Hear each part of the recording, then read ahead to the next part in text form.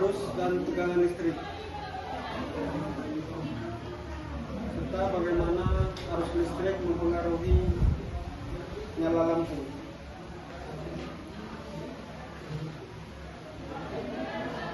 Di sini kami akan menjelaskan langkah demi langkah benda apa saja yang di sekitar kita yang bisa menghantarkan listrik dan tidak bisa menghantarkan listrik, atau isolator dan konduktor.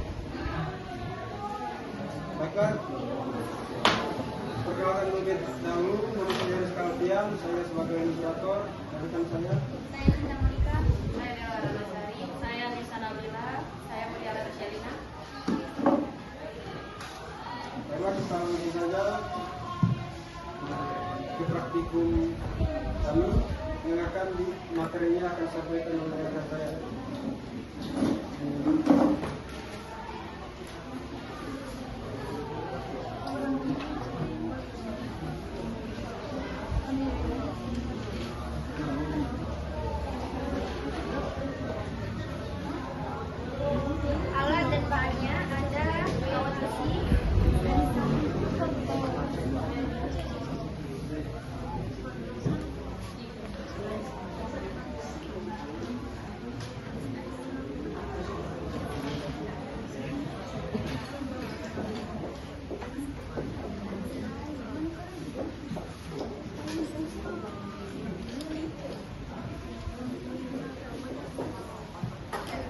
Alat dan bahannya ada kawat besi,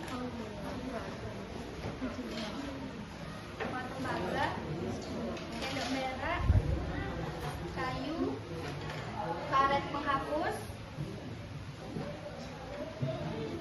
grafit atau mata pensil, kertas, kantong plastik atau biasa disebut dengan tas plastik, air keran sama air garam.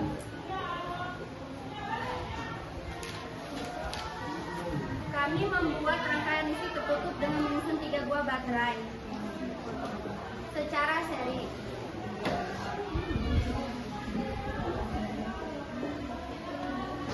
Ujung kabel merah kami pasang kutub positif dan kabel hitam kami pasang di negatif. Lalu dihubungkan ke lampu kecil di tengah rangkaian kabelnya. Sengaja kami yang pertama kami praktekkan kawat besi.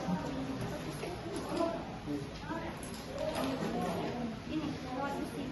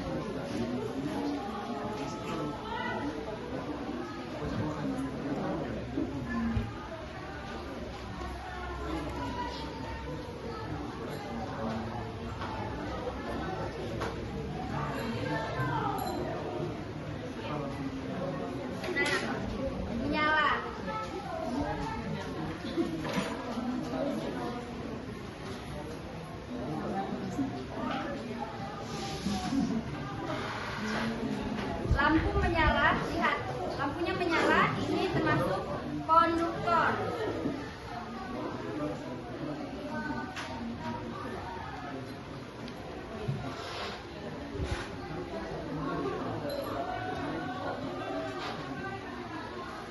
Nah, di sini kita amati bahwa kawat tembaga merupakan termasuk benda konduktor, yaitu benda yang dapat mengantarkan arus listrik dan panas secara cepat.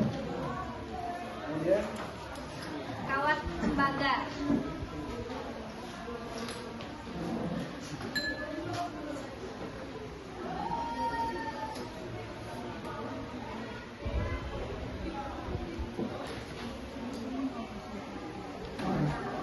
Lampu menyala terang karena tembaga merupakan pengantar listrik yang sangat baik.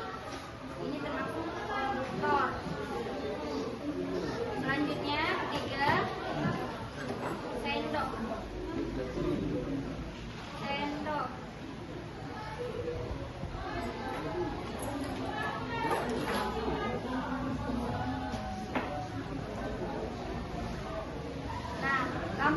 menyala, hasilnya lampu menyala berarti sendok perak juga termasuk konduktor.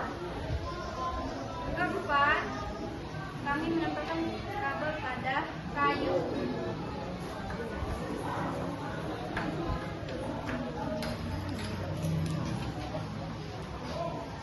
Kami menempelkan kabel pada kayu, hasilnya lampu tidak menyala karena kayu bersifat isolator.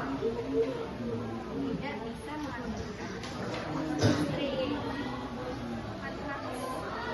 Selanjutnya, karet penghapus.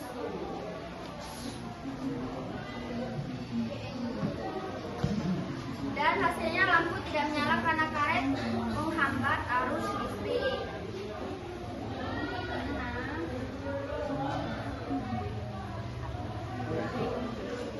Air keran.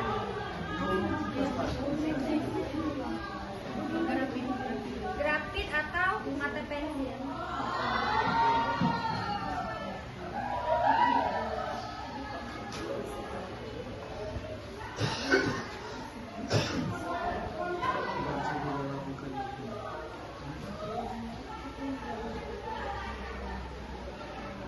Nah, lampu menyala karena ujung mata pensil termasuk konduktor.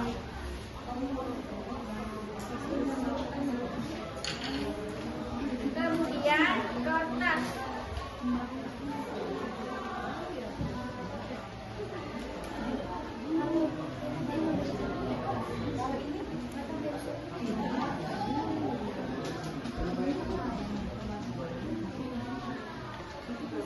Hasilnya lampunya tidak menyala.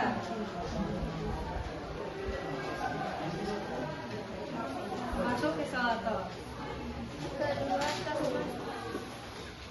Yang kedelapan, tas plastik.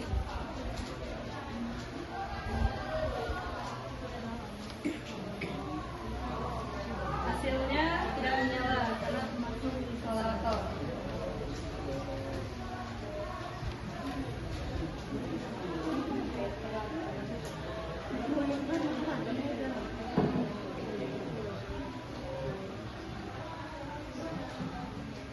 Sembilan, air keran. Hasilnya tidak menyala karena termasuk isolator. Dan yang terakhir, air garam.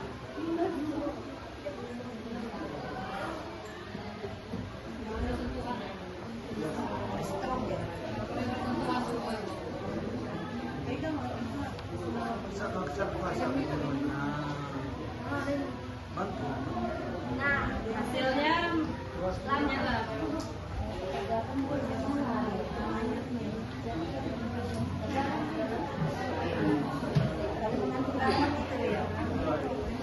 Hal ini terjadi karena garam yang larut dalam air hujan, terakhir air garam.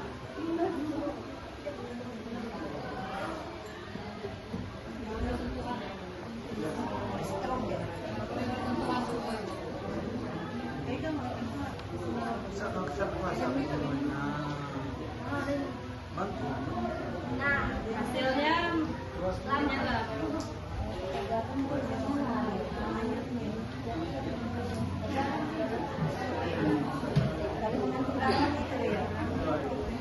Hal ini terjadi karena garam yang larut dalam air hujan menjadi ion-ion bebas yang bertindak sebagai penghantar arus listrik.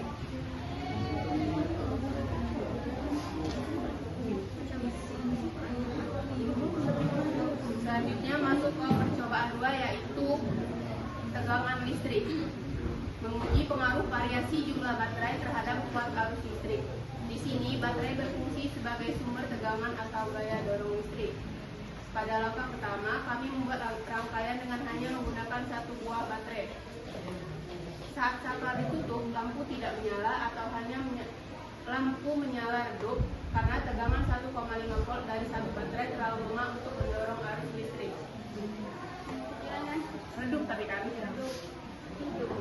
Nah, kemudian pada langkah kedua kami menambah jumlah baterai menjadi 2 buah yang disusun secara seri. Ketika saklar ditutup, tegangannya naik menjadi 3 volt dan lampu menyala terang.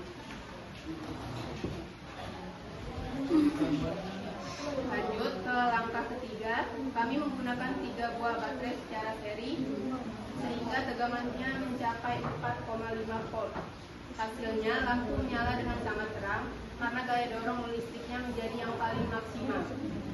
Fenomena ini membuktikan hukum OHM di mana besar arus listrik berbanding lurus dengan tegangan listrik. Semakin banyak baterai seri yang dipakai, tegangannya semakin besar.